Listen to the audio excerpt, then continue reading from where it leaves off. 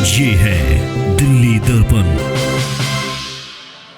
पहलगाम में जो आतंकवाद घटना घटी है, भयानक आतंकवाद घटना घटी है, उसको लेकर काफ़ी चर्चा हुई और अंत में CWC ने एक प्रस्ताव भी पारित किया। जम्मू और कश्मीर के पहलगाम में हुए भयावह आतंकी हमले पर गहरा शोक और कड़ी निंदा व्यक्त करती है। हिंदू नागरिकों को जानबूझकर निशाना बनाना पूरे देश में भावनाएं भड़काने की एक सोची समझी साजिश थी।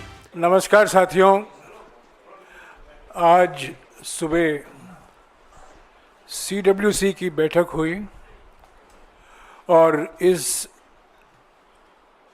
इमरजेंसी CWC बैठक में पहलगाम में जो आतंकवाद घटना घटी है, भयानक आतंकवाद घटना घटी है, उसको लेकर काफ़ी चर्चा हुई और अंत में CWC ने एक प्रस्ताव भी पारित किया। अंग्रेज़ी में हमारे GS संगठन वेणुगोपाल जी इस रेजोल्यूशन को पढ़ेंगे, उसके बाद पवन खेरा जी हिंदी में इस प्रस्ताव को पढ़ेंगे और उसके बाद अगर आपके कुछ सवाल हैं, हमारे GS संगठन और हमारे जो AICC प्रभारी और CLP अध्यक्ष जम्मू एंड कश्मीर में मीर साहब भी मौजूद हैं, वो आपके सवालों का जवाब देंगे। कांग्रेस कार्य समिति 22 अप्रैल 2025 को जम्मू और कश्मीर के पहलगाम में हुए भयावह आतंकी हमले पर गहरा शोक और कड़ी निंदा व्यक्त करती है। इस जघन्य हमले में 26 निर्दोष पर्यटकों की जान चली गई और 20 से अधिक गंभीर रूप से घायल हो गए। कांग्रेस कार्य समिति शोक संतप्त परिवारों के प्रति अपनी गहरी संवेदना प्रकट करती है और इस गहन पीड़ा की घड़ी में उनके साथ पूरी तरह से एकजुटता के साथ खड़ी है। यह कायराना और सुनियोजित आतंकी हमला, जिसकी साजिश पाकिस्तान द्वारा रची गई, हमारे गणराज्य के मूल्यों पर सीधा हमला है। हिंदू नागरिकों को जानबूझकर निशाना बनाना पूरे देश में भावनाएं भड़काने की एक सोची समझी साजिश थी। हम इस गंभीर उकसावे के बावजूद शांति बनाए रखने की अपील करते हैं और संकट की इस घड़ी में हमारी सामूहिक शक्ति को दोहराते हैं।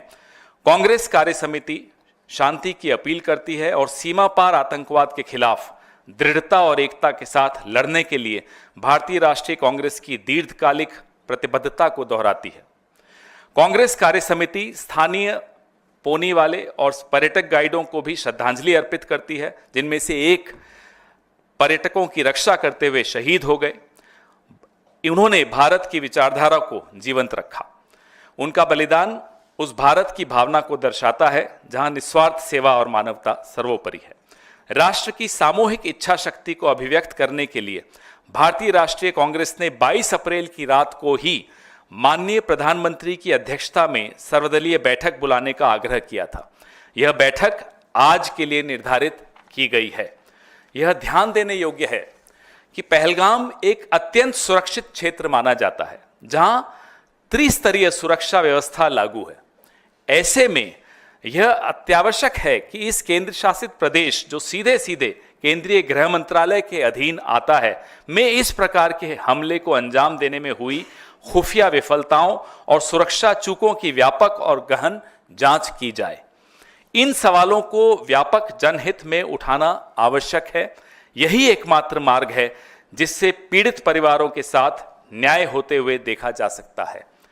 कांग्रेस कार्य समिति यह भी नोट करती है कि अमरनाथ यात्रा शीघ्र ही प्रारंभ होने वाली है। देश भर से लाखों श्रद्धालु इस वार्षिक यात्रा में भाग लेते हैं। उनकी सुरक्षा को राष्ट्रीय प्राथमिकता के रूप में देखा जाना चाहिए। इसके लिए ठोस, पारदर्शी और सक्रिय सुरक्षा उपाय तुरंत लागू किए जाने चाहिए।